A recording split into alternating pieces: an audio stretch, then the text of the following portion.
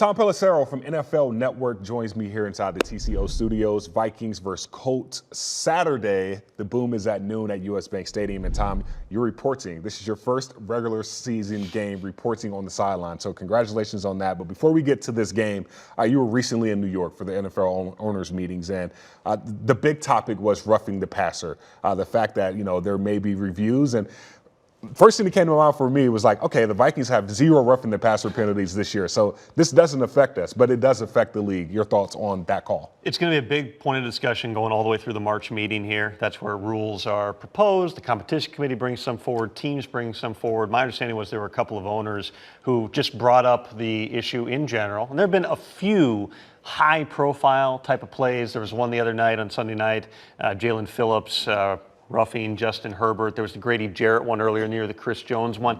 It's a pretty small number, and the roughing the passer numbers are actually way down in terms of the calls so far this season. So is it a massive issue where you've got to be addressing the rule? Is it something where it needs to be reviewable? Is it something where, and this was something Troy Vincent said was brought up by a couple of owners, where it should be an automatic ejection for roughing the passer or even for just all hits on defenseless players? I ran into, right after that, a very influential team executive, not from the Vikings, in the lobby who just said, don't worry about it. This fight has just begun. In other words, there's no way, when you talk about the unintended consequences of ejections when you only got 48 guys active on game day, you can be short players. You're going to start ejecting some of the highest profile players you have for those hits. There's massive competitive impacts. And if you make ejections automatic, guess what? You're also going to need to review those ejections. Now we're into the college targeting territory. Now you got 3.5, 4-hour games. I don't see that happening, but it is a big enough topic that you're going to hear a lot about it here in the next few months. Yeah, huge topic. And Bobby Wagner, linebacker for the Los Angeles Rams, I think you retweeted him, and he said, the reason why I stopped watching college football is because of the targeting rule. So, well, it's tough because you're not just talking about the ones that are egregious in terms of intent. The NFL already is ejecting more players this season than we've seen going back to something the competition committee had a few years ago, which was if you have choices, if you have a clear path and you go in for helmet-to-helmet contact, that can get you ejected. And there have been several players who've been ejected under that. So the most egregious hits are still going to lead to ejections. What does not make a lot of sense to a lot of people involved is going to automatic ejections. And even the review, the competition committee long has been against substituting one person's judgment for another person's judgment. Somebody upstairs who's not on the field saying, no, you got that wrong, or even throwing a flag. That's something Troy Vincent, who oversees the officiating department, said he is absolutely not in favor of, said chasing perfection is not the direction the NFL should go. Do they want to get all the calls right? Yes, but there are unintended consequences to all these types of fixes, which is why this is going to be a really interesting debate. Yeah, interesting for sure. And interesting is the game on Saturday between the Vikings and Colts. Feels like a college game, the fact that it's on a Saturday. But you got Kevin O'Connell, 1-0 against first-year head coaches. He faces Jeff Saturday this upcoming Saturday. And just looking at this matchup, where do you start if you're this Vikings team when trying to stop this Saturday from being a Saturday special for the Colts? I'm so confused by that entire sentence, as I have been every other time Jeff Saturday, his name has been mentioned, and every time we had to say Saturday said on Sunday. So Saturday on Saturday, actually, this is substantially better. For the Vikings, they've just got to play their game. This is a Colts team that's turned the ball over a lot. Their offensive line has improved here recently, and that's going to be maybe the biggest challenge here is just how the Vikings front holds up. Obviously, we know the Vikings defense has been giving up a ton of yards here recently. They've got to figure some things out. Kevin O'Connell said the other day not considering a change in terms of the defensive play caller, but you're going to need to have some answers for that.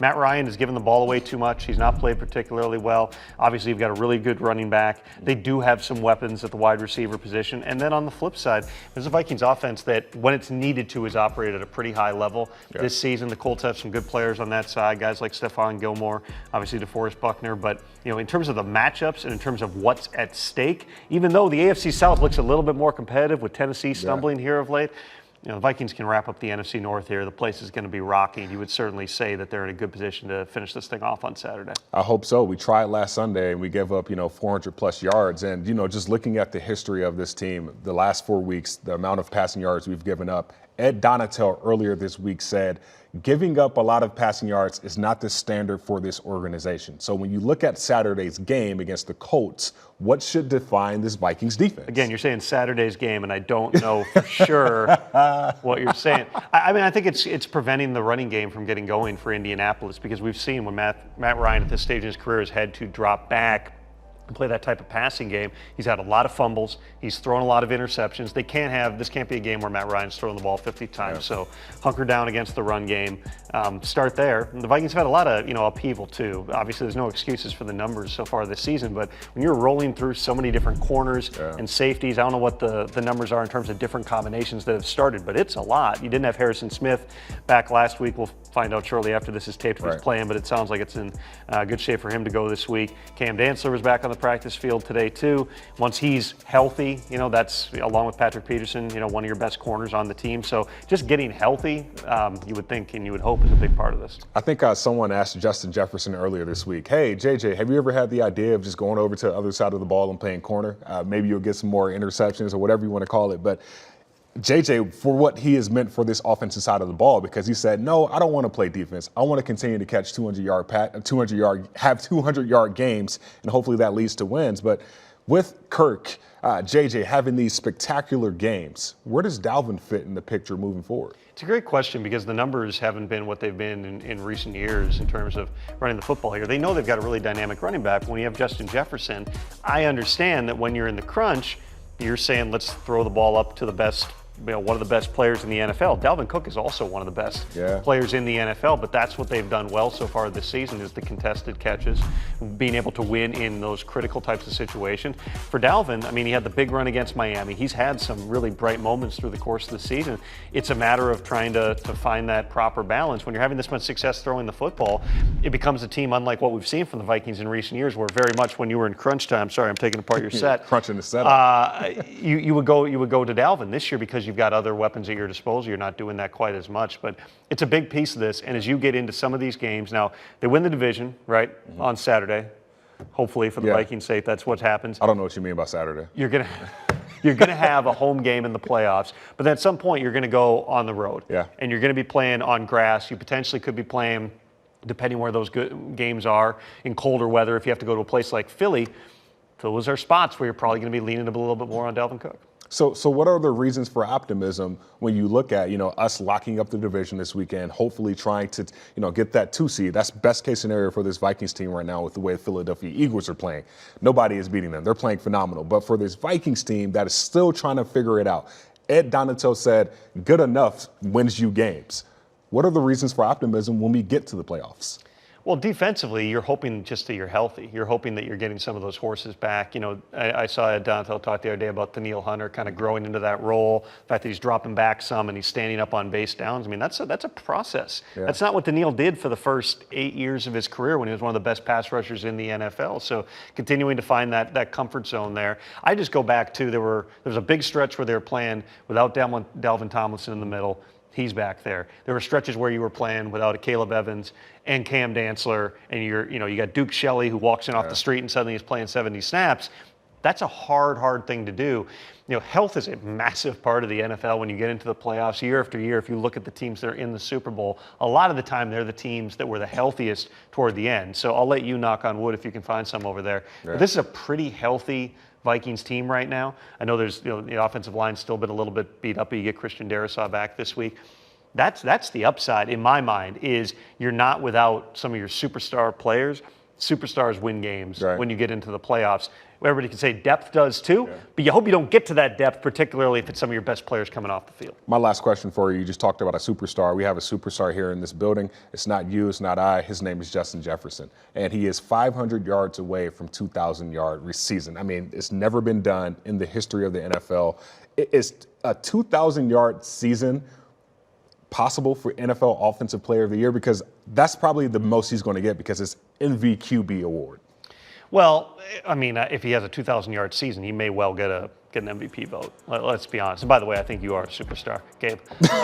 But Justin Jefferson's having, one of the best seasons I've ever seen. And, I grew up here. watching, Randy Moss in 1998. I was in high school. I remember that season vividly. I remember Moss in 2000, 2004, when I believe that was when he set the single season record. Crazy. What Justin's doing week in and week out as a guy who's 25 years old, 24 years old, and I know he's had some games where he hasn't been as productive, but he's putting up 200-yard games. I watched that game last week against the Lions. You don't sit there and go, this is the game of his life. Can you believe what he's doing? I was just watching it and just thinking he's having a normal Justin Jefferson game, and then you look at the box score and he's over 200. Right. And it's just, you almost get too comfortable with it. I compare it to Patrick Mahomes, where I've long said we take Patrick Mahomes completely for granted. Because every year you talk about other players as the MVP, and you talk about what other teams potentially could compete, and what's going to happen with the Chiefs without Tyreek Hill.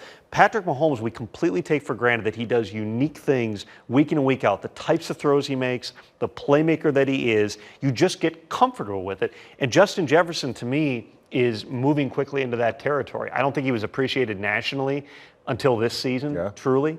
And I think that it's still not the full appreciation because you expect it. Then if he has a game where he only has 69 yards or 85 yards or whatever it is, and you're like, well, what happened? Everybody has those games, but he's the guy who's constantly having the 100-yard games, the 150s, the 200s. I don't think that there's any question. I mean, between him, Josh Jacobs is probably going to be in that category. I think Tyreek Hill, if we're talking about Offensive Player of the Year, all those guys will be in there. But Jefferson, I'm sure some people will poke holes in the 17-game season if he does cross 2,000, but still, he's on an absolute remarkable type of a pace on a really good Vikings team. We are witnessing greatness, Vikings fans. Do not take it for granted. His name is Tom Pelissero. My name is Gabe Henderson, and for everyone in this Vikings Entertainment Network, thank you all again for tuning into this episode of our one-on-one with Tom Pelissero. Vikings Colts, Saturday at noon at US Bank Stadium. We'll see you there.